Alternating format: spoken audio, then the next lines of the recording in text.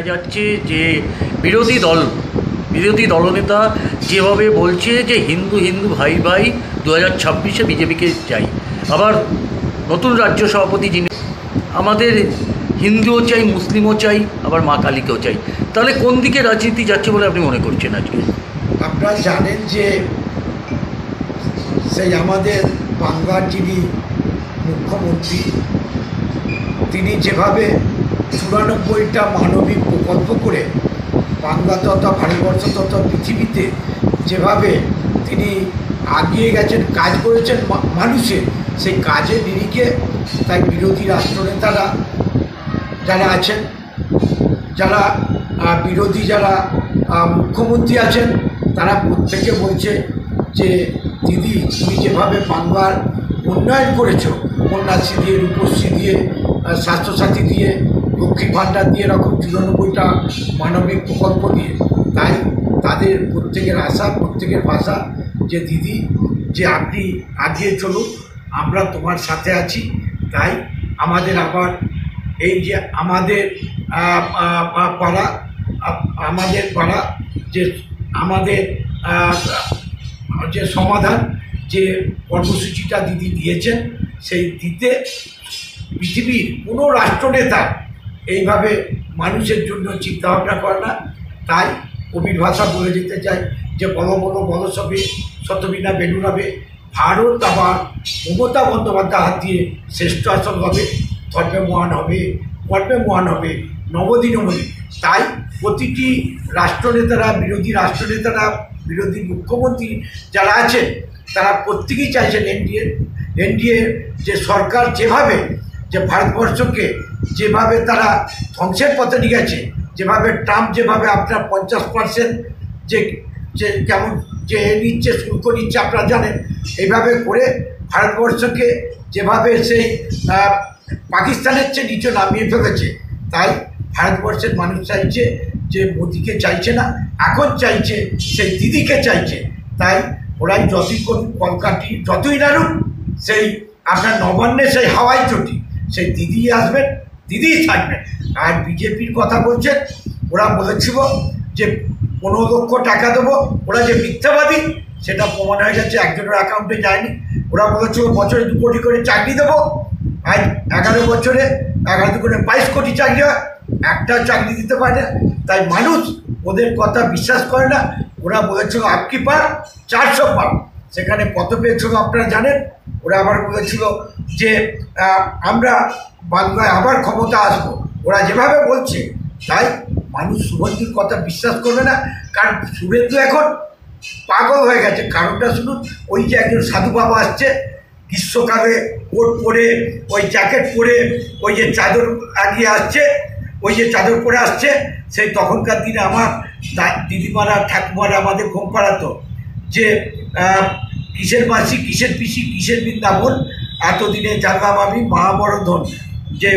যে খাজনা চাওয়ার জন্যে সেই তখন সেই বর্গিরা আসতো, সেই যে বুলবুলিতে ধানকে যে খাজনা দেবো কিসে। তাই সেই যে ওই যে মোদি, যোগী, ওই যে অমিত শাহ, ওই সাধু বাবা যে আমি নাম করছি নি, যে মিঠুন চক্রবর্তী ওই যে আসছে, ওই দেখে সবাই একদম হয়ে গেছে। তাই আপনাদের বলছি, ওরা যতই করুন, কলকাঠি নাড়ুন, বাংলাতে বাংলার মা এখন হচ্ছে মমতা বন্দ্যোপাধ্যায়। উনি বাংলাকে যেভাবে উন্নয়ন করে দিয়েছে, তা সত্ত্বেও আপনাকে একটা আমি বলি যে আমি দেখিনি ভগ্নী সিস্টার নিবেদিতাকে, আমি দেখিনি সারদা মাকে, আমি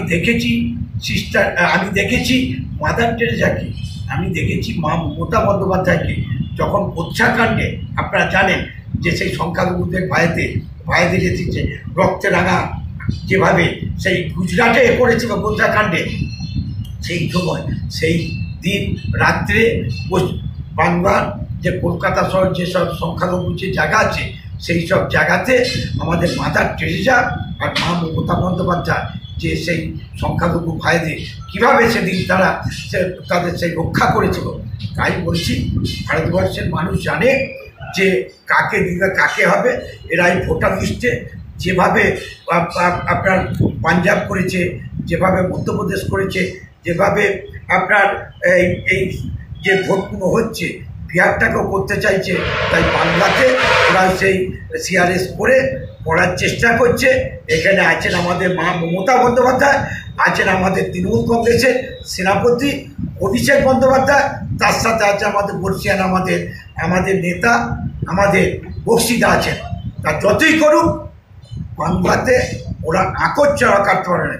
বাংলার মাটি শক্ত ঘাঁটি, এ মাটিতে ওরা দাঁত ফোটাতে পারবে না। বাংলা যে শুভেন্দু অধিকারী, বিরোধী দলনেতা শুভেন্দু অধিকারী এও বলছে যে ঠিক ইলেকশনের আগে মহিলারা ভিক্ষা নেয় 500 থেকে 1000 টাকা, আমরা যদি ক্ষমতায় আসি তাহলে আমরা 3000 টাকা। তাহলে কি মনে করছেন, এটা কি একটা ওই যে আপনাকে একটু আগেই বললাম যে 15 লক্ষ টাকা দেবে বলে দিয়েছে, বছরে 2 কোটি করে চাকরি দেবো দিয়েছে।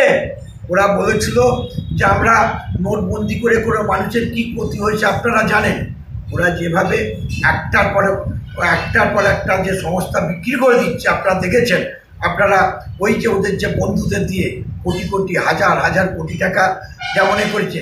সবচেয়ে একটা আপনারা বলুন, ওই যে মোদির ভাই নীরব মোদি, মেহুল চোকসি থেকে আরম্ভ করে এই যে ব্যাংকগুলোকে যে ওরা যে টাকাগুলো নিয়ে যেভাবে বিদেশে গেছে, তাও মোদি হাওয়াই গাড়িতে করে নীরব মোদি থেকে আরম্ভ করে বা মেহুল চোকসি থেকে আরম্ভ করে সবাইকে সেই হাই গাড়িতে করে সেই ভারতবর্ষের বাইরে বিদেশে রেখে এসেছে। না, আপনি যে কথাটা বলছেন, এখানে আরামবাগের বুকে দেখা গেছে যে জয় বাংলা বলার জন্য তাকে মার খেতে হচ্ছে।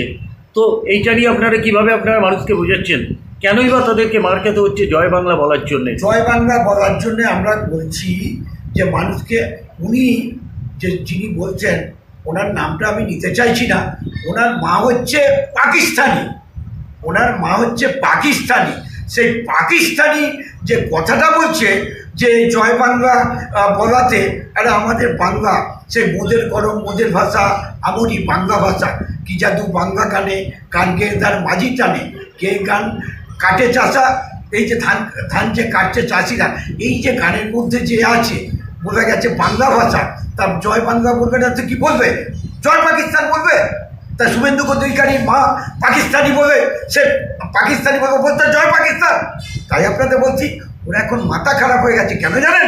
এটা এখনো কেউ বলেনি। ওই যে পার্টি বলেছিল ওকে মুখ্যমন্ত্রী করবো, এখন ওই সাধু বাবাকে বলছে সাধু বাবাকে মুখ্যমন্ত্রী করবো বলছে, সেই জন্য ওর মাথা খারাপ হয়ে গেছে। ওর যে কোথায় স্থান হয় আপনারা 26-এর পর আপনারা দেখবেন।